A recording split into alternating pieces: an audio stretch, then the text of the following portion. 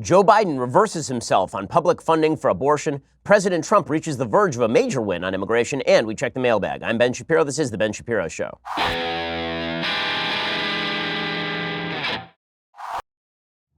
We have a lot of news to cover today, as always. I'm just grateful it's a Friday. Aren't you? We're almost there to the weekend. You've almost made it.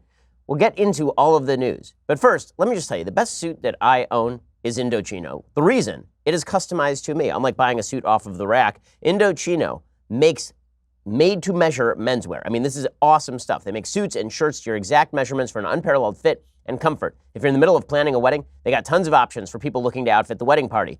So here's how it works. You can visit a stylist at one of their showrooms. Indochino has over 40 showrooms in North America. They'll take your measurements personally. You feel like James Bond. It's really awesome. I went to one over in Santa Monica. It's really terrific. Or you can measure at home and then shop online at Indochino.com. You choose your fabric and design customizations, and then you submit your measurements with your choices online and relax while your suit gets professionally tailored and then mailed to you in just a couple of weeks. This week, my listeners can get any premium Indochino suit for just $359 at Indochino.com when entering promo code Shapiro at checkout. That's 50% off the regular price for a made-to-measure premium suit. Plus, shipping is free. Indochino.com, promo code Shapiro for any premium suit, just $359. Incredible deal for a premium made-to-measure suit. There is no reason. Listen, everything today is customized for you. Why would you not get a suit that is customized for you?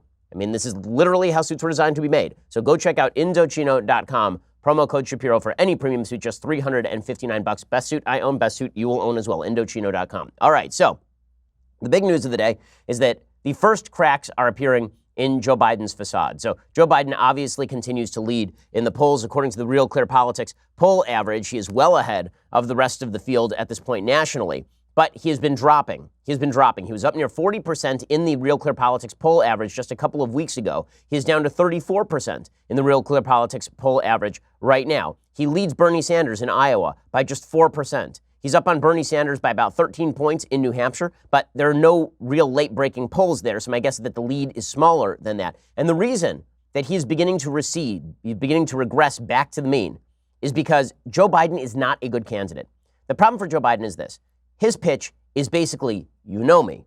You know, I'm old Joe Biden. And because I'm old Joe, you've known me for 30 years. I've been consistent. I'm a rock of solidity in a time of instability. You can feel comfortable with old Joe Biden. Well, the only problem is that if the case that you are making is that you are a rock of solidity, you cannot be waving around like a palm tree in the wind. You can't do that.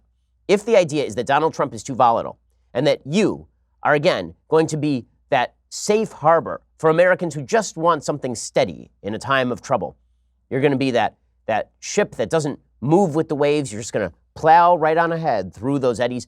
If you are that guy, you can't be the guy who switches your mind every 5 minutes out of pressure to the left. Because now, many Americans are going to feel that you are unstable. And many folks on the left are going to feel that you are insincere.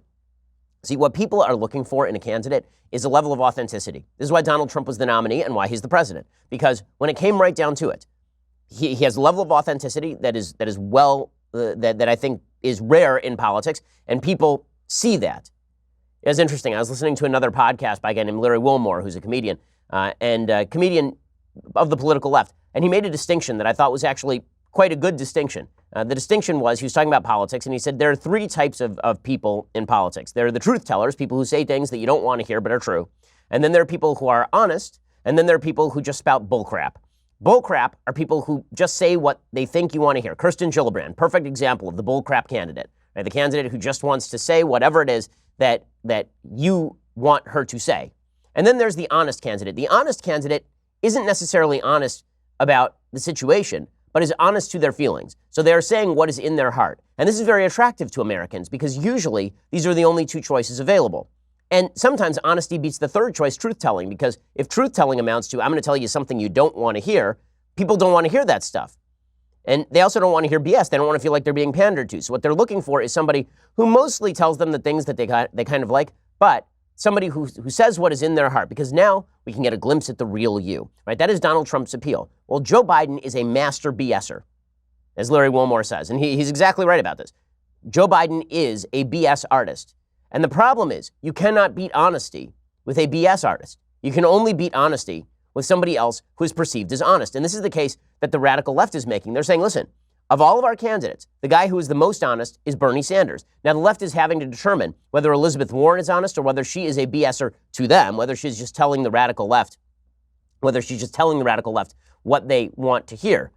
But one thing is becoming eminently clear. In the first few weeks of his campaign, Joe Biden, who portrays himself as Honest Joe, guy who gaffes into honesty, but he's honest and he's solid, he is none of those things. He is a BS artist who will shift all of his opinions on a moment's notice if he receives any sort of pressure. Today's example, Joe Biden has now caved on the Hyde Amendment. So the Hyde Amendment, for those who don't know, is an amendment that was passed in the 1990s to a federal bill. It has been attached in virtually every appropriations bill since and has been continuously in force for 20-some years.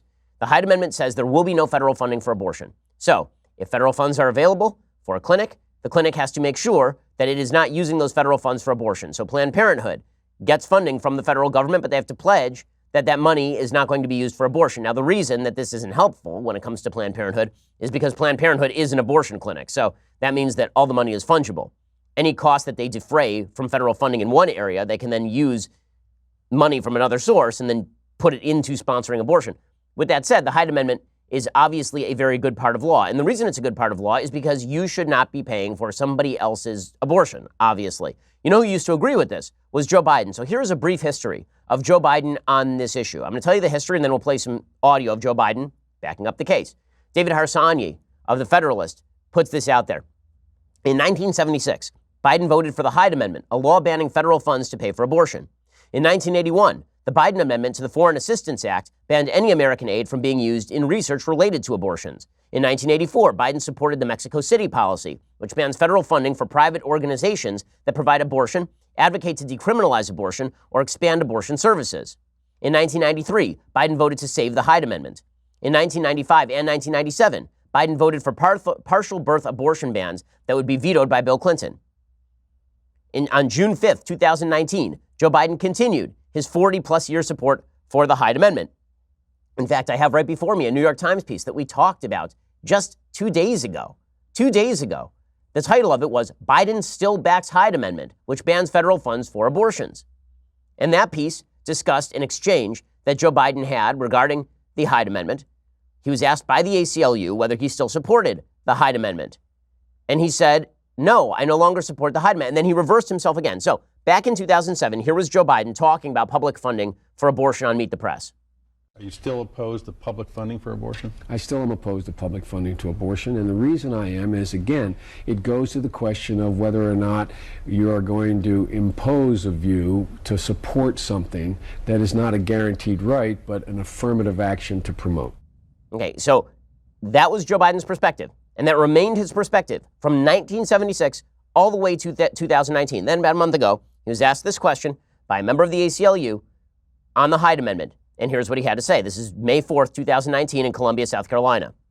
Will you commit to abolishing the Hyde Amendment, which hurts poor women and Yes. women of color? Yes, and by the way, ACLU member, I got a near perfect voting record my entire career. I heard you did, but I'm glad you just said you would commit to abolishing the Hyde Amendment. Right now, it has to be, it can't stay.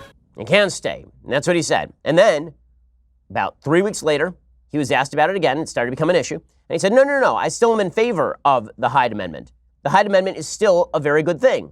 Right? He said, oh, you know what? I screwed this up. What I meant is the Mexico City policy, which he also used to vote in favor of. Now he says he's not in favor of the Mexico City policy, but he's still in favor of the Hyde Amendment. And this brought him under fire from Kirsten Gillibrand of New York, who tweeted, repealing the Hyde Amendment is critical so that low-income women in particular can have access to the reproductive care they need and deserve.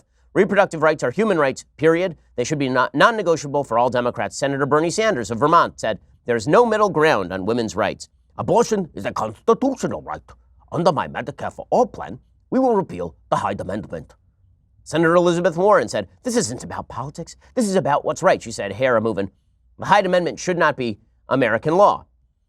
And CNN's Dana Bash said, well, listen, all of this may be true, CNN's Dana Bash, but Biden's not going to change his mind. She said this yesterday. Okay, here's Dana Bash. The Democratic Party has moved over the last 4 years and even a little bit before that. But Joe Biden hasn't. I've done some reporting on this today, and I am told explicitly that it is Joe Biden himself who says, this is my conviction, and I'm not changing it. This is how I have felt, and this is how I have voted for my 4 decades in public service, and I'm not changing, despite the fact that the party clearly has changed. Okay, that was Dana Bash yesterday on CNN. He's clearly not changing. He's not going to change. And then Elizabeth Warren says, let's repeal the Hyde Amendment. And so here she was on MSNBC yesterday saying we need to get rid of the Hyde Amendment. By the way, she has voted in favor of the Hyde Amendment several times because it's attached to virtually every appropriations bill. Here's Elizabeth Warren explaining. Former Vice President Joe Biden came out and said that he would not support repealing the Hyde Amendment. That is a provision of federal law that bars the federal government from funding abortion services through Medicare, Medicaid, and others. You disagree with that position? Yes, I do. Is Joe Biden wrong? Yes. And what do you say to someone who says, no, this is the smart political move if you need to win in a general election to support the Hyde Amendment? This is not about politics. What this is about health care, about reproductive freedom, about economic freedom, and about equal opportunity for all women. Okay, now this would be the point where Joe Biden stands up and he says, no, the Hyde Amendment is good law. The reason Hyde Amendment is good law is because it ensures that a taxpayer who disagrees with abortion in Georgia does not have to pay for somebody getting an abortion in New York. Right? He could stand up tall if you're going to portray yourself as the moderate in the race, if you're going to portray yourself as the guy who can unite all Americans. This would be a great moment to have a sister soldier moment, as Bill Clinton supposedly had, and you're supposed to stand up and say to your radical left flank guys, hold up a minute, I agree with you about abortion, but I don't agree with you that somebody else is supposed to fund somebody else's abortions, right? This would be the moment when Joe Biden distinguishes himself from the field, when Joe Biden really shows the American people why he's different from the rest of these jokers, why you should trust him, why he should be earning 40% here, why he should be looking at the presidency straight in the face, right? This would be the moment for Joe Biden. So what does he do? He collapses like a house of cards. We're going to get to that in just 1 second. First, let's talk about the fact that I'm spending way too much on my cell phone bill. You're spending way too much on your cell phone bill. The fact is you could be spending hundreds of dollars on your cell phone bill. Why? Mainly because you're paying for a lot of data that you actually don't need. Well, thanks to Mint Mobile, you don't have to overpay for wireless anymore. With Mint Mobile, you can cut your wireless bill down all the way to $15 a month, which is a pretty dramatic drop. They've reimagined wireless. They're making it easy and online only. That means they can pass significant savings on directly to you. Mint Mobile makes it easy to cut your wireless bill down to just $15 a month. Use your own phone with any Mint Mobile plan. You can keep your old number along with all those existing contacts. With Mint Mobile, choose between plans with 3, 8, or 12 gigs of 4G LTE data. Stop paying for unlimited data you'll never use. This is how the phone companies get you. Every plan comes with unlimited nationwide talk and text. To get that new wireless plan for just $15 a month and get the plan shipped to your door for free, go to mintmobile.com/Ben. That's MINTMOBILE, mintmobile.com/Ben. Cut that wireless bill all the way down to $15 a month. Get free shipping on your Mint Mobile plan at mintmobile.com/Ben. That's mintmobile.com/Ben. And again, $15 a month, that's nothing. Go check it out right now, mintmobile.com/Ben. All right, so Joe Biden has the opportunity now to stand up to his radical left base based on 46 years of a consistent position on federal funding of abortion. And this is a position, by the way, that is widely popular with Americans. Most Americans are not in favor of federal funding of abortion. This is particularly true in a lot of the swing states that Joe Biden needs to win. This is true in Pennsylvania, it's true in Wisconsin, it's true in Michigan, it's true in Ohio, it's true in Florida. Even people who tend to be kind of pro-choice, or at least don't want full pro-life bills on the table, even those people say, you know what seems like a pretty good solution here? Pay for your own abortion. Right? I'm not going to pay for your abortion. Nobody else has to pay for your abortion. Right? There's pretty solid middle ground. Joe Biden gets a little bit of pressure from the left. And by a little, I mean a few tweets. I mean, Kirsten Gillibrand tweets at him. I mean, Elizabeth Warren says a thing. I mean, Bernie Sanders says a thing. And by the way, Joe Biden can fight back against all of these people except for Bernie Sanders. Because next time Elizabeth Warren says this, he can say, listen, Elizabeth, you voted for this thing. He can say, listen, Kirsten, for all your talk, I've been standing up for abortion rights for years and years and years. You just voted for the Hyde Amendment like 2 days ago in 2018. Instead, overnight, Joe Biden flips and then flops and then flips again. So in May, he says, yeah, you know what, no more Hyde Amendment. Then he flips back and he says, no, the Hyde Amendment's good. Now, I meant the Mexico City policy, guys. I mean, you can understand how I would mix up the Hyde Amendment and the Mexico City policy. I mean, they sound exactly the same. Like the words Hyde Amendment and Mexico City policy, resemblance. I mean, if I've ever heard something that is ripe for confusion, it is those two terms. But does he stand up to his original position and just say, that was a boo-boo? No, he doesn't. Instead, he folds. He folds, this dude folds more often than an origami set. It's incredible. It's incredible. He is more flexible than the USA gymnastics team. So here is Joe Biden yesterday explaining that he has now shifted his position on the Hyde Amendment after 46 years. This is sheer political cowardice, and it undermines his case to be president. His case to be president is that he stands like a rock where he believes, that he doesn't change based on the prevailing winds, that pressure from outside groups is not going to shift him or move him, that he is the moderate in the race who understands the heart of Americans. Instead, he gets a little bit of pressure from a crazy old loon like Elizabeth Warren in Massachusetts, and suddenly he moves. It's amazing. We now see so many Republican governors denying health care to millions of the most poorest and most vulnerable Americans by refusing even Medicaid expansion. I can't justify leaving millions of women without access to the care they need and the ability to exercise their constitutionally protected right. If I believe health care is a right as I do, I can no longer support an amendment that makes that right dependent on someone. Wow. So what's his excuse? His excuse is the Republicans, which is hilarious. So his new excuse is, oh, you know what? I'm seeing these pro-life bills being passed in Georgia and Alabama, and that means I have to support federal funding of abortion. What? Why? Why? That logic doesn't even hold. You know, there are lots of pro-lifers all across the United States, and those pro-lifers have been pro-life for Joe Biden's entire career. And it is also true that there are certain states with more abortion restrictions than others. This has also been true over the course of Joe Biden's career. Don't give me this crap where Joe Biden switched his position because Republicans are doing things. Joe Biden switched his position because he's a coward, because the knees buckled, because Joe Biden stared directly into the face of the hard left, and instead of making the stand that would have allowed Joe Biden to continue to portray himself as a moderate in the face of this radical left group inside his own party, instead he decided that he was going to try to co-opt that left part of the party. It ain't going to work, guys. It's not going to work. If you're on Joe Biden's campaign, and so far your entire campaign has been a series of apologies and hiding, he's like the Bonnie and Clyde of the campaign trail. He pops out to apologize, and then he flees back into his car into the backwoods. And then he pops out again to apologize. If that's your idea of a campaign, that you hide and then apologize, and you hide some more and then you apologize, do you really think that Bernie Sanders or Elizabeth Warren, these folks are going to let up? You really think Kamala Harris is going to go, is suddenly going to be kind to you? Is that what they think? Because here's the thing. Biden's been doing this consistently. Okay, this is now a pattern. It's not just on the Hyde Amendment. This is the most obvious example where he flipped and then flopped and then flipped.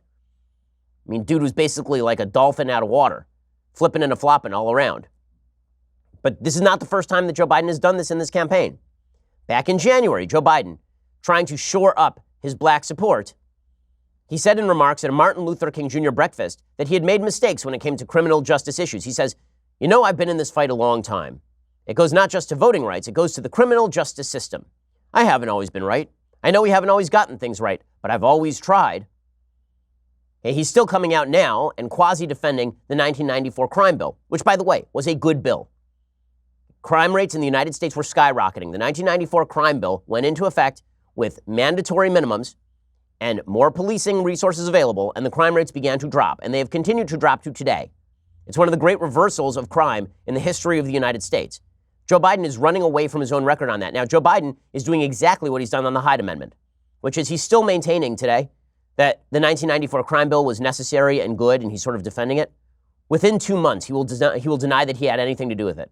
Within 2 months, he will suggest that the 1994 crime bill may have been a necessary preventative measure at the time, but it was a bad bill and he never should have supported it, and oopsie whoopsie daisy.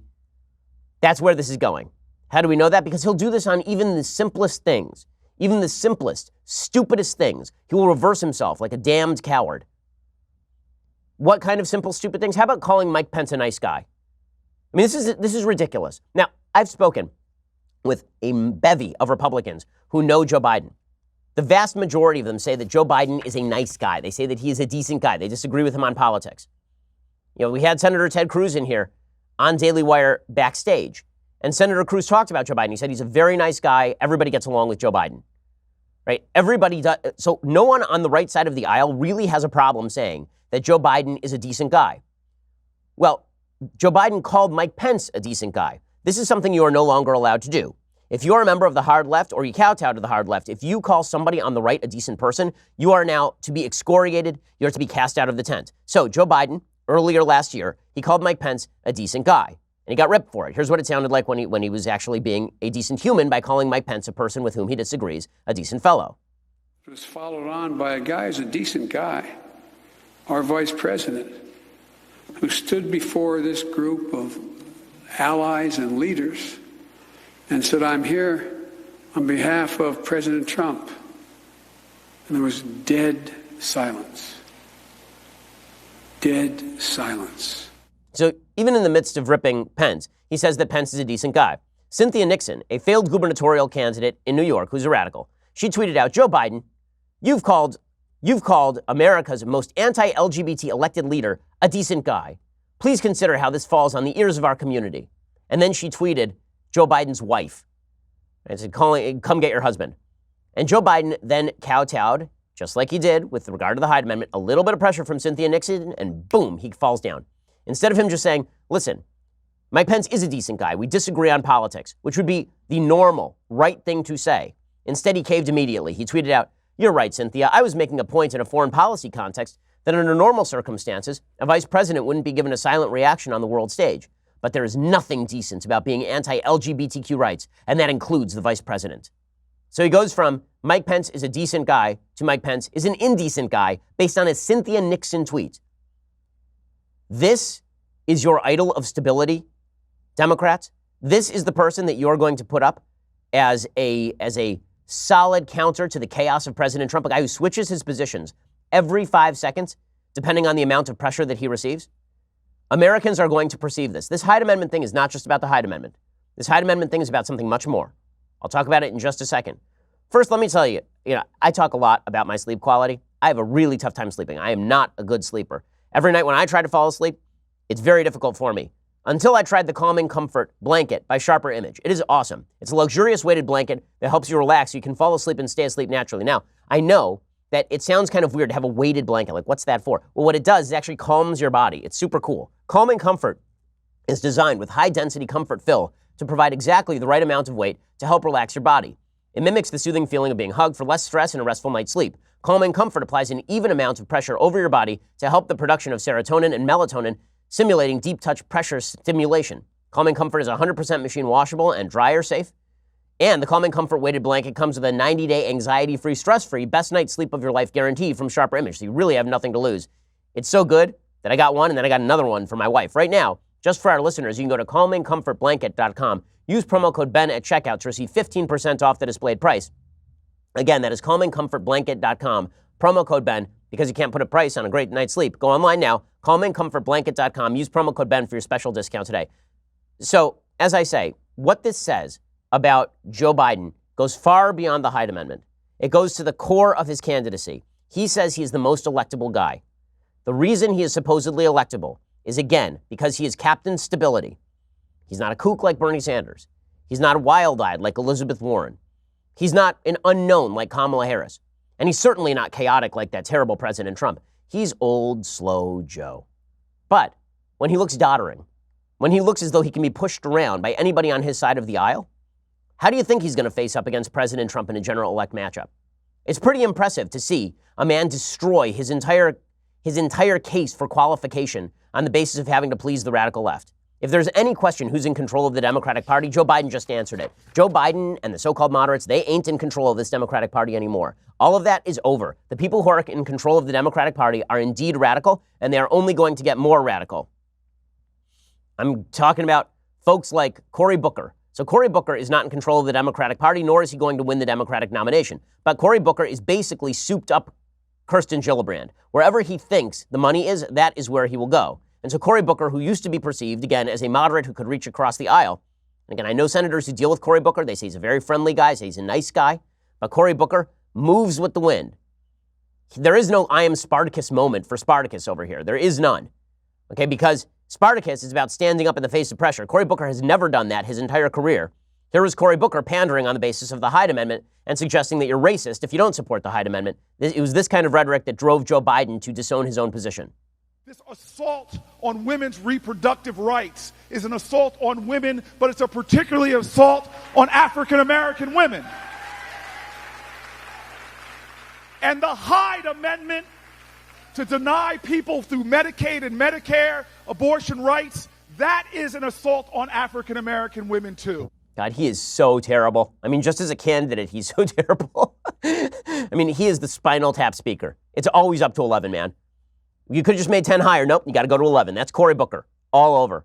And when I say he goes to 11, I mean, I know this is a side point, but when Cory Booker goes to 11, there's something innately hysterical about somebody who is hysterical. And Cory Booker getting hysterical in the most calculated possible fashion. He's basically like a jukebox of anger. Like you take a quarter and you drop it in and you wait for the quarter to drop and suddenly the volume is up too loud. That's Cory Booker. So here we go. We're going to drop the coin in. Clink. If we can make this a movement election that activates the consciousness of a country, that brings out everybody from the sidelines of a democracy to getting on the field, joining together in unison, in collective voice, and say, I too dream of America. If we do like that, then we won't just win an election. We will change neighborhoods from coast to coast. Communities like mine will see a nation where justice does roll down like water and righteousness like a mighty stream. Oh, sorry, the jukebox ran out right there. Sorry, the quarter ran out. We'll have to get another quarter later and then see if we can tune up the Cory Booker anger jukebox again with just dropping a coin. But here's the thing. This is contagious. Even the folks who are supposed to campaign as moderates have been taken over by the far-left policies.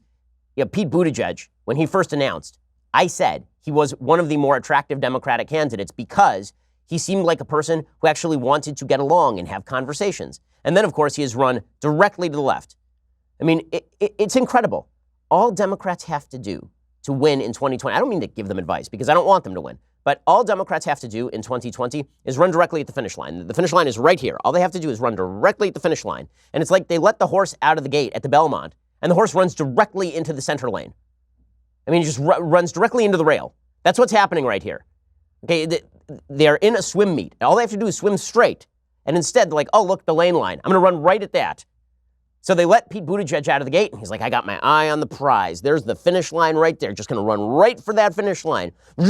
Runs right off the road. Here's Pete Buttigieg running off the road by suggesting that Stacey Abrams is the legitimate governor of Georgia, which is just a bunch of crap, but he's speaking in front of the African American Leadership Summit, and so we have to pretend that a lady who lost an election by 55,000 votes is the actual elected governor of Georgia.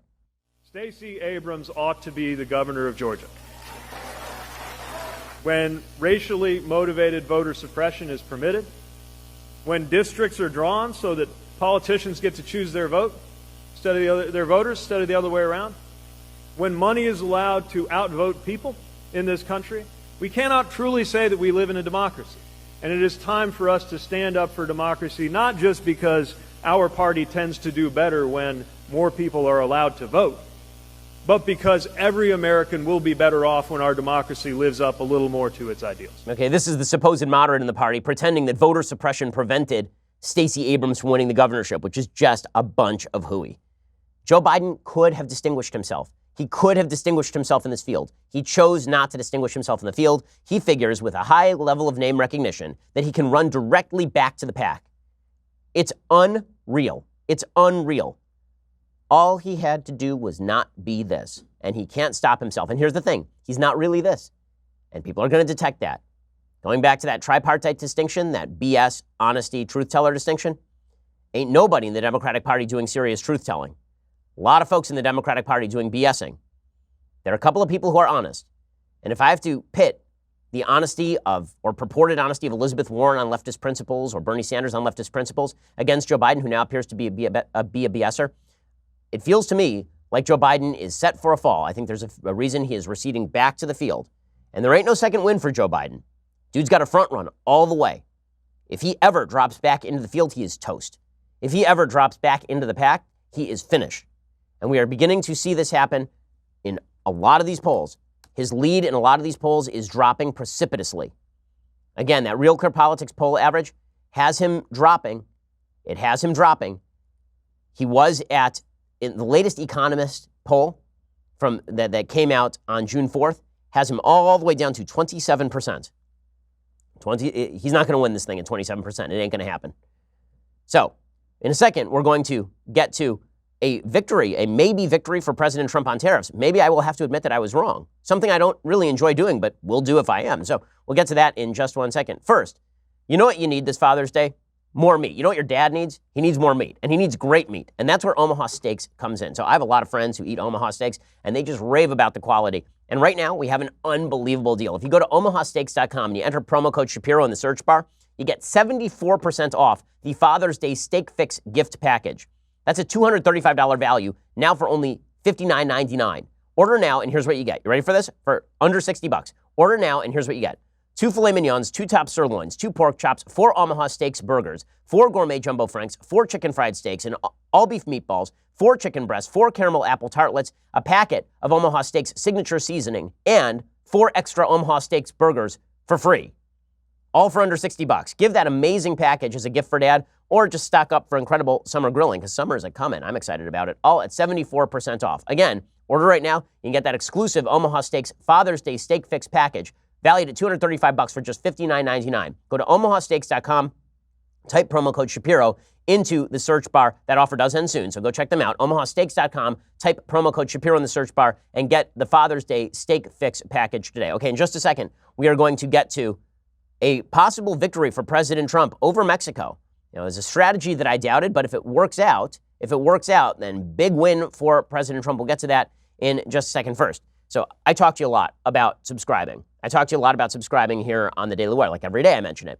But as you know, YouTube has taken a big step in silencing conservatives by moving to demonetize Steven Crowder's videos on the basis of nothing. They openly said he did not violate community standards, yet they would demonetize him anyway based on the fact that basically a bunch of wild leftists complained that he was being mean to them. If this worries you, and it should, if you think this is the first step in big tech censoring conservatism, it's not the first step. It's actually like the third or the fourth step.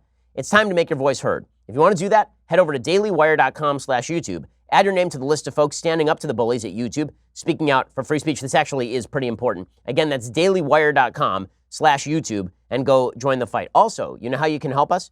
You can help us by subscribing. And when you do, it's that glorious time of week when I give a shout out to a Daily Wire subscriber. Today, it is Twitterer Mark Sutherland of Wilmington, North Carolina. He knows what every sports science expert knows worth their weight in creatine. Nothing replenishes a body more effectively than fresh leftist tears delivered via our state-of-the-art tumbler. In this photo, Mark, who is covered in bits of dirt and mud while proudly holding his elite beverage vessel, appears to have just completed a Spartan race, which is pretty awesome. If that is his SUV behind him with all the stickers, this is like his 19th or 20th. Mark writes, refueling after a tough race. Hashtag Daily Wire, hashtag leftist tears tumbler. Good on you, sir.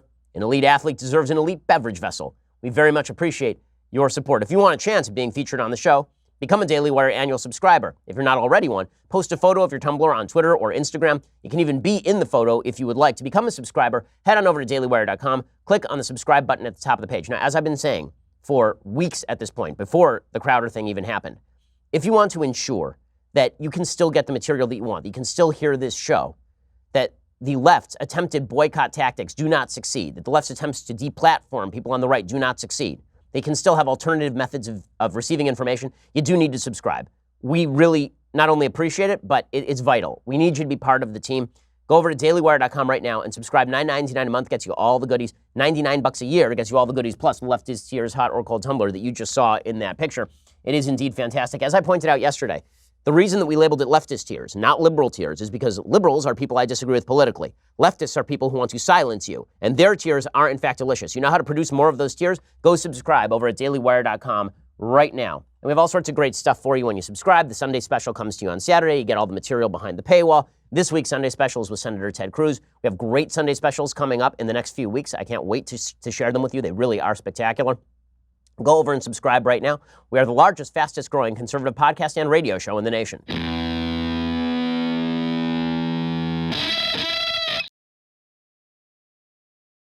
Alrighty, so in other news, as you know, I've been highly critical of President Trump's tariff strategy with regard to Mexico. I was very skeptical that the president threatening 5% tariffs, then 10, then 15, then 25% tariffs on Mexican goods by October was going to actually drive the government of Mexico to start making moves to stop illegal immigration into the United States. I was skeptical also because President Trump has always been kind of unclear on whether he uses tariffs as a leverage mechanism or whether he just likes tariffs. Now, his supporters will say it's a leverage mechanism, and he sort of pretends to like tariffs to show that he's not bluffing. Fair enough. It seems in this case that might actually be true, in which case I would owe the president an apology because I've been ripping on the policy. Here is what the Washington Post reports today. Mexico aims to avoid tariffs with potential deal limiting migrants going north, allowing the United States to deport Central American asylum seekers. They report U.S. and Mexican officials are discussing the outlines of a deal that would dramatically increase Mexico's immigration enforcement efforts and give the United States far more latitude to deport Central Americans seeking asylum, according to a U.S. official and a Mexican official who cautioned the accord is not final and Trump might not accept it. Faced with Trump's threat to impose steadily rising tariffs on goods imported from Mexico beginning on Monday, Mexican officials have pledged to deploy up to 6,000 National Guard troops to the area of the country's border with Guatemala, a show of force they say will immediately reduce the number of Central Americans heading north toward the U.S. border. In other words, they're going to stop people at their southern border so they don't come up to America's southern border. The plan, a sweeping overhaul of asylum rules across the region, would require Central American migrants to seek refuge in the first country they enter after leaving their homeland, the two officials say, which makes some sense. In other words, if you are seeking to avoid Guatemala because of human rights conditions in Guatemala, then why do you have to come to the United States for that? Why would not applying for asylum in Mexico be sufficient? You're not going to be persecuted, presumably, in Mexico the same way you are in your home country. For Guatemalans, that would be Mexico. For migrants from Honduras and El Salvador, that would be Guatemala, whose government held talks last week with acting Homeland Security Secretary Kevin McAleenan. Any migrants who made it to the U.S. border generally would be deported to the appropriate third country.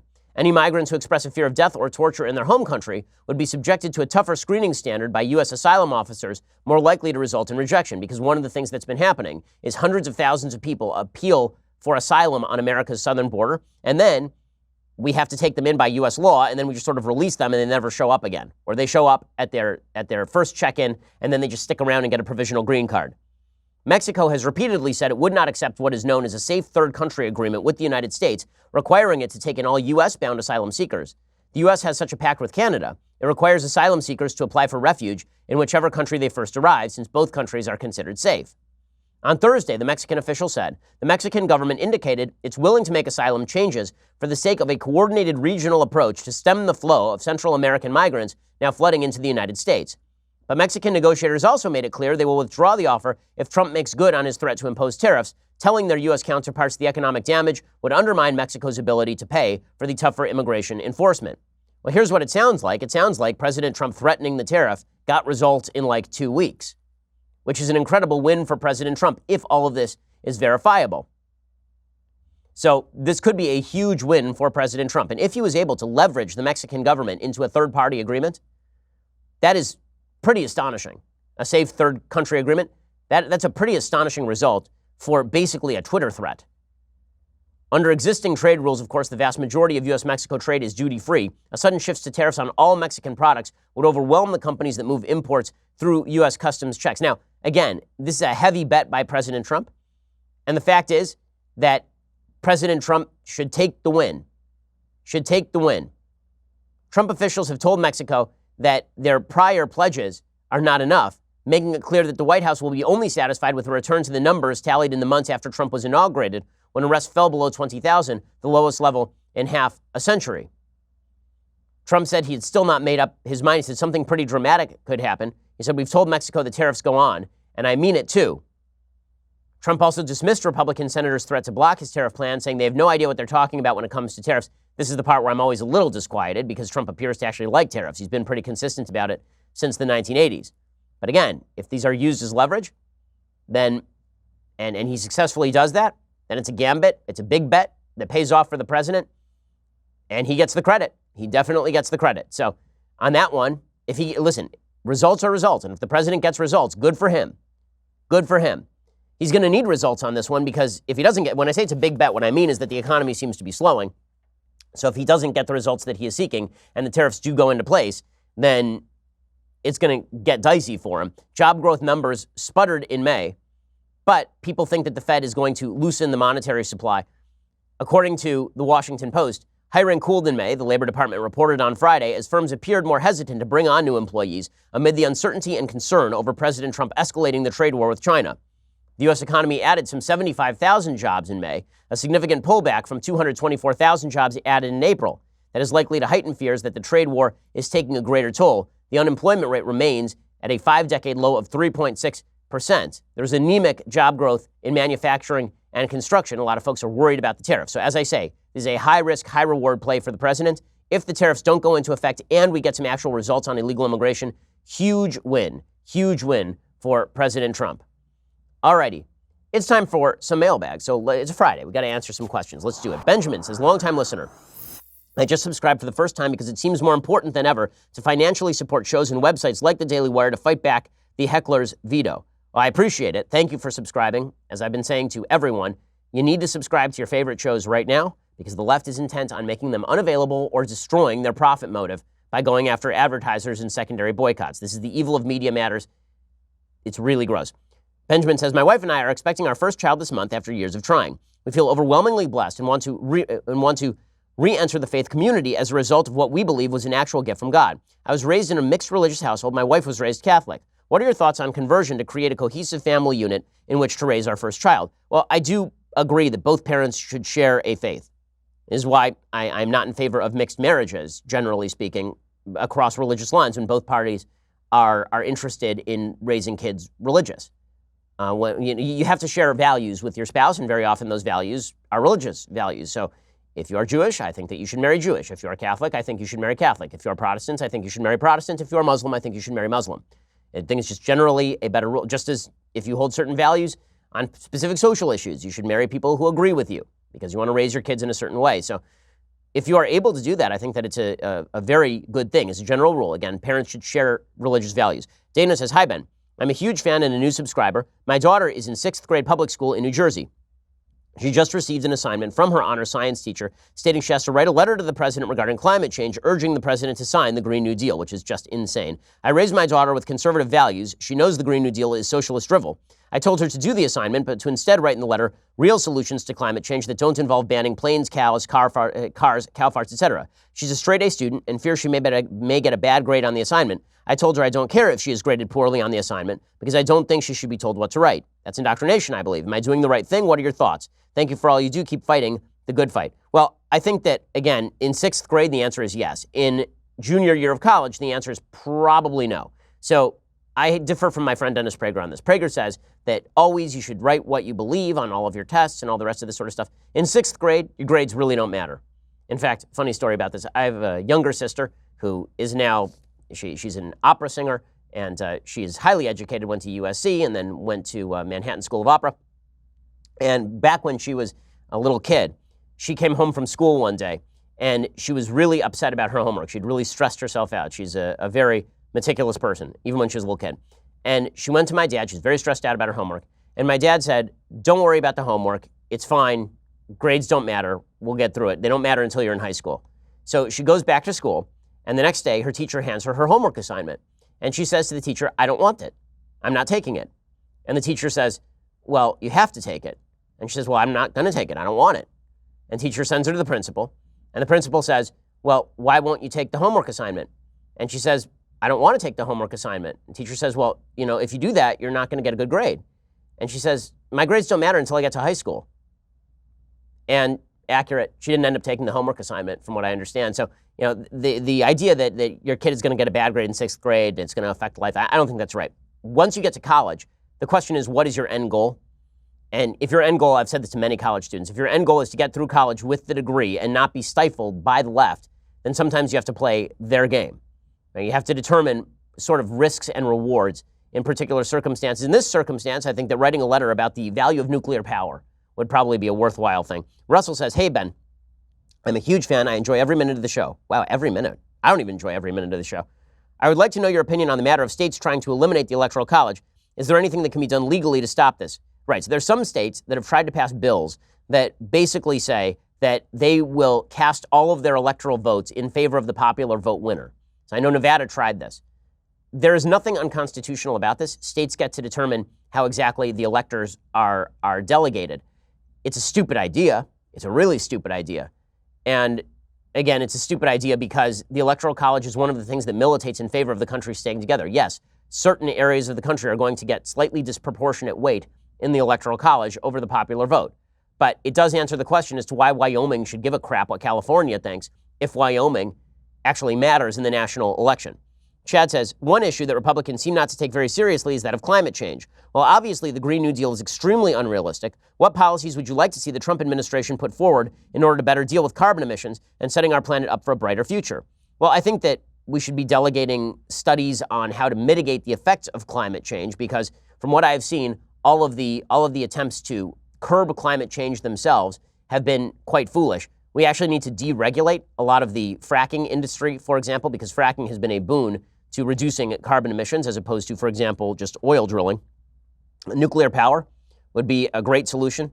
There should be a push for more innovation. Deregulation in industry generally creates more innovation. The fact is that if people care enough about this sort of stuff, then there will, in fact, be a move toward technological change. The big question here is, what are the effects of climate change? I've said this before.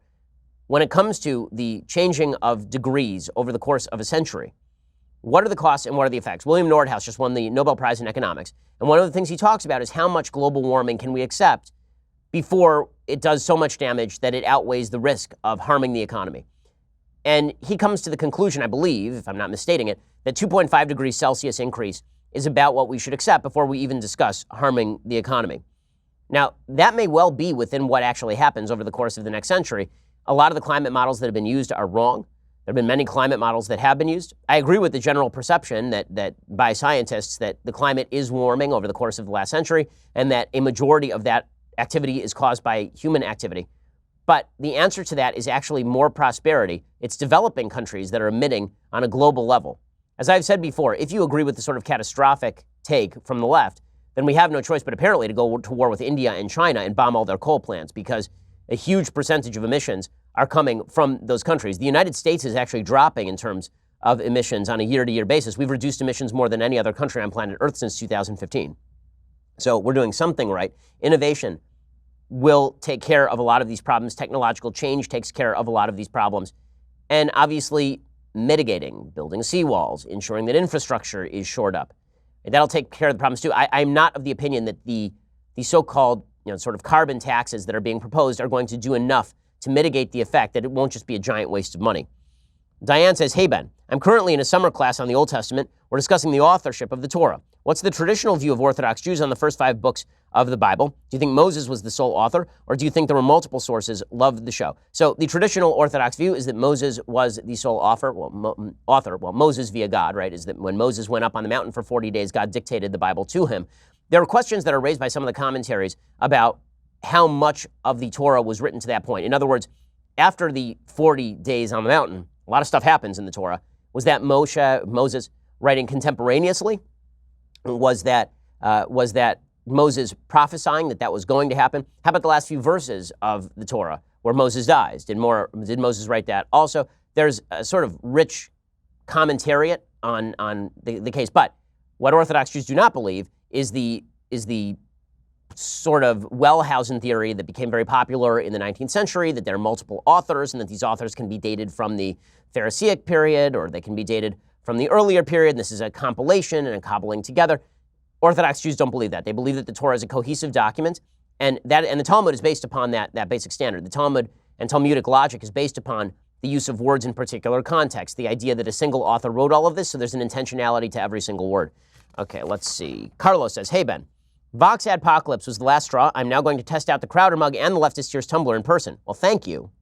However, is the end point of all of this 2 separate parallel economies all the way down to the most basic transactions, ultimately living as separate societies? So I think that this is the direction the left wants to move. The left is basically saying that if you're on the left, you can't eat at Chick-fil-A. The left is basically saying that if you are on the left, then you must buy Marc Jacobs and get Gillette razors. The left is trying to make the argument that only socially woke companies ought to receive your business, and if you're not overtly woke, then you will be boycotted. And if, God forbid, you're owned by somebody who opposes you politically, then you should be shellacked as well.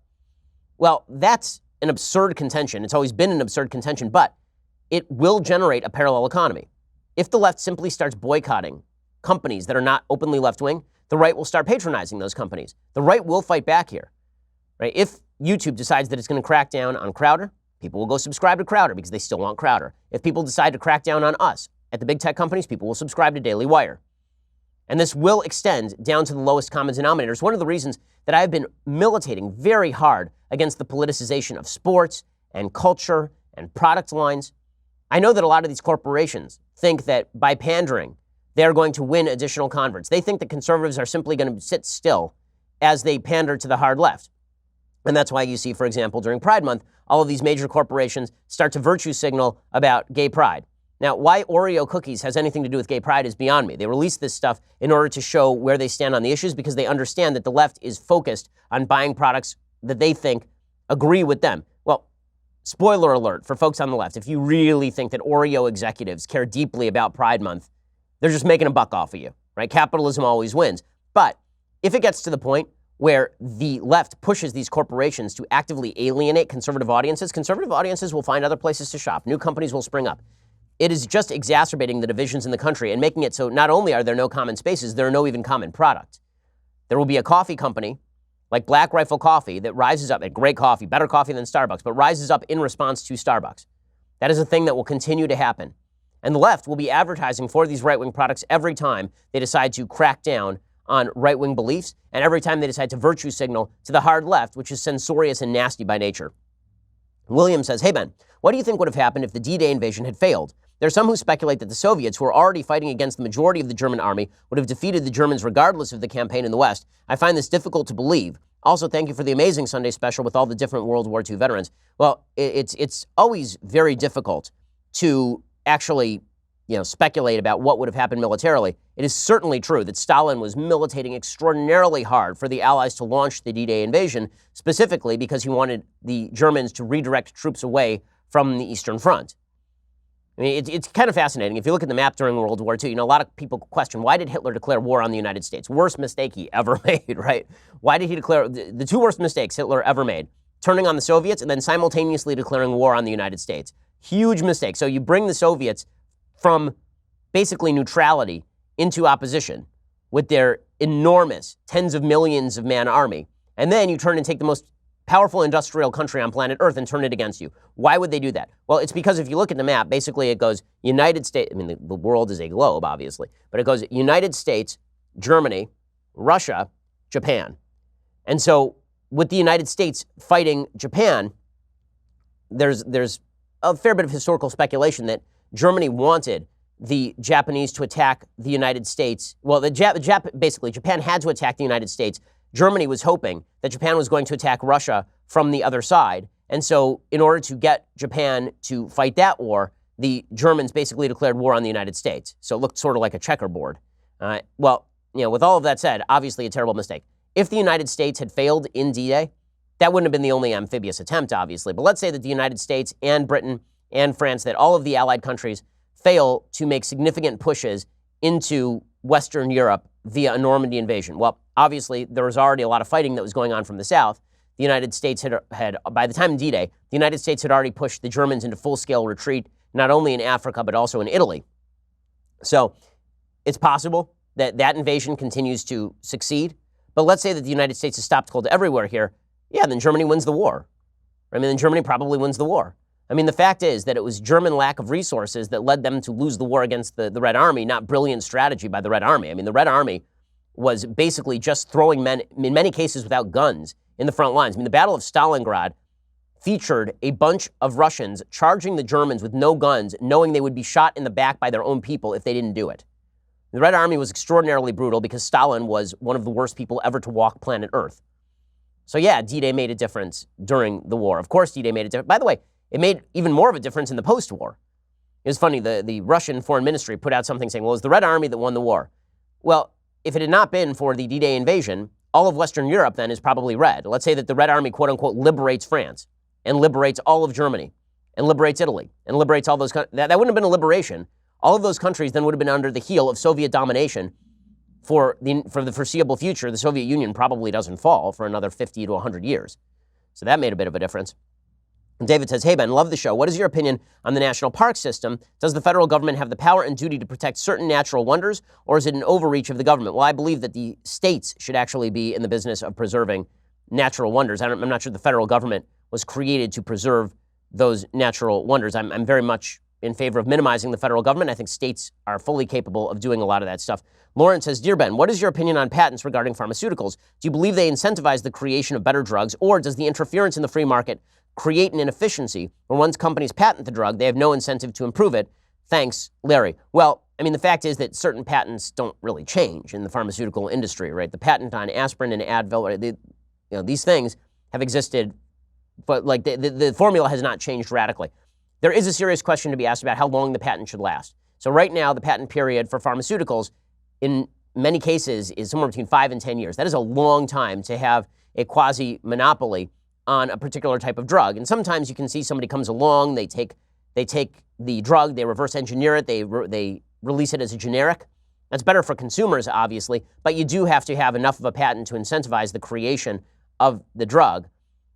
Now, the libertarian case against patent protection for drugs is that you create the drug, you have a manufacturing advantage, you're first in the market, and so that's your benefit. Now, honestly, I'd want to look more deeply at the costs and benefits of it on a financial level. Mason says, hey, Ben, I don't know why a former president would want to, but theoretically, could a former president run on a ticket as vice president after? Could President Obama run for VP on a Michelle Obama ticket? Thanks. No, you have to be qualified for the presidency to run as vice president. Ashura says, hey, Ben, what are your thoughts on Ayn Rand's philosophy of objectivism? Do you think she takes it too far? Thanks for all you do. So I think that Ayn Rand's philosophy of objectivism works quite well when it comes to economics. I think that it works quite horribly when it comes to interpersonal relationships. Objectivism basically says selfishness is a virtue. I mean, she wrote a book called The Virtue of Selfishness. That's a fine philosophy and really is not unique to Ayn Rand. I mean, that goes all the way back to Mandeville and the parable of the bees. The idea that your selfishness creates market opportunities for other people, and also your selfishness creates a creative imperative in you to do creative things that benefit other folks. So when it comes to that, I agree with that on a very basic level. I've called capitalism forced altruism because, again, your selfishness is now channeled toward creating a product somebody else needs, wants, and must have. However, when it comes to interpersonal relationships, the problem here with objectivism is it becomes entirely subjective, meaning that your perception of your own best good has externalities that are quite difficult, particularly with children. One of the things my dad once noted about Ayn Rand's books is that there are no kids anywhere, right? In The Fountainhead, no kids. In Atlas Shrugged, no kids. The reason there are no kids is because when you have kids, this virtue of selfishness stuff kind of goes out the window. Now, what objectivism does is they sort of play around with the term. What they then suggest is, well, you selfishly want to protect your kids. You're doing that out of your own self-interest. You're doing that because what you really want is to take care, like it makes you feel good about yourself. You give charity because it makes you feel good about yourself, and that's a selfish thing. Okay, well, now you, I think, are stretching the definition of selfishness a little bit far. There may be a grain of truth to that, but when I'm waking up at 4 a.m. in the morning to take care of my kids, should somebody be able to judge me? I mean, I guess here's the question. Should some third party be able to judge me for abandoning my wife and children? I think the answer is yes. I think that is on an objective level a bad moral thing to do. Objectivism says if you perceive that as your highest moral good, then no way anybody else can judge you. I'm not sure you can build a society on that or even build a stable family on that basis. Okay, time for a quick thing I like and a quick thing I hate because we did an extra long mailbag right there. Okay, things that I like today. Great movie, Born Yesterday. This is a movie with William Holden and Judy Holliday, who won an Oscar for this. Judy Holliday, I mean, tragically passed away at the age of 43, which is crazy. She was a terrific actress. And of course, Broderick Crawford, who had already won an Oscar for All the King's Men, which is a really, really good movie. One of my favorite movies, in fact. Well, this movie is basically about Broderick Crawford as a gangster, Judy Holliday is his moll, and William Holden is a journalist who is brought in to educate Judy Holliday to become more knowledgeable about Washington, D.C., because Broderick Crawford is trying to buy politicians, basically. Here's a little bit of the trailer.